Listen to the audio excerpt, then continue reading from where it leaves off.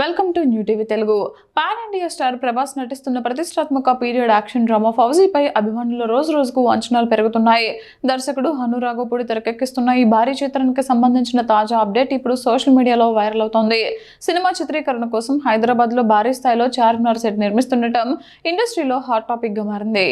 సాధారణంగా చార్మినార్ నేపథ్యంలో సన్నివేశాలు చిత్రీకరించాలంటే పాత బస్తీ ప్రాంతాన్ని ఎంచుకుంటారు. అయితే ఫౌజీ బృందం మాత్రం అందుకు భిన్నంగా నిర్ణయం తీసుకుంది.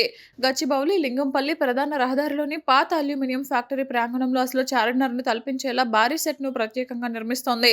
నిజమైన కట్టడాన్ని పోలి ఉండేలా అత్యంత నైపుణ్యంతో ఈ సెట్ను రూపొందిస్తున్నట్లు తెలుస్తోంది.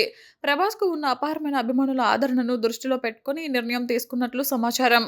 పాత బస్తీలో షూటింగ్ నిర్వహిస్తే వేలాది మంది అభిమానులు అక్కడికి చేరుకునే అవకాశం ఉండటంతో ట్రాఫిక్ సమస్యలు, భద్రతా ఇబ్బందులు తలెత్తే అవకాశం ఉందని చిత్ర బృందం భావించింది. షూటింగ్ ఎలాంటి ఆటంకాలు లేకుండా సజావుగా సాగేందుకు ప్రత్యేకంగా ఈ భారీ సెట్ను నిర్మిస్తున్నట్లు తెలుస్తోంది. తాజా సమాచారం ప్రకారం ఆగస్టు 3 నుంచి ప్రారంభమైన ఈ షెడ్యూల్ దాదాపు 25 రోజుల పాటు కొనసాగనుంది. ఈ షెడ్యూల్లో ప్రభాస్ కీలక సన్నివేశాల్లో పాల్గొననున్నారని సమాచారం.